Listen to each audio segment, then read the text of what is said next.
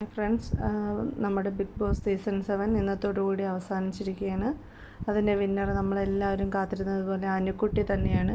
ശരിക്കും അനു അത് ഡിസർവ് ചെയ്യുന്നുണ്ട്. കാരണം ആ വീടിനുള്ളിൽ 100 ദിവസം തികയ്ക്കുക എന്ന് പറയുന്നത് തന്നെ ഏറ്റവും വലിയൊരു ടാസ്ക്കാണ്. ഏറ്റവും കൂടുതൽ അതിൻ്റെ അകത്ത് സർവൈവ് ചെയ്ത ഒരാൾ അനു ആയിരിക്കും.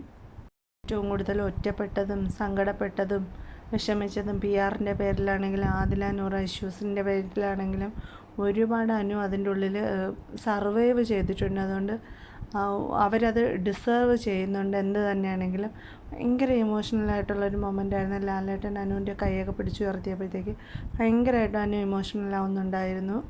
ശരിക്കും ഇതൊരു ചരിത്ര നിമിഷം തന്നെയാണ് കേട്ടോ. ബാക്കിയുള്ളവരെല്ലാം നല്ല രീതിയിൽ കളിച്ചിട്ടുണ്ടെങ്കിലും അനീഷിനേക്കാൾ എനിക്ക് തോന്നുന്നു ഒരുപടി കൂടുതൽ സർവൈവ് ചെയ്തത് അനു ആയിരിക്കും.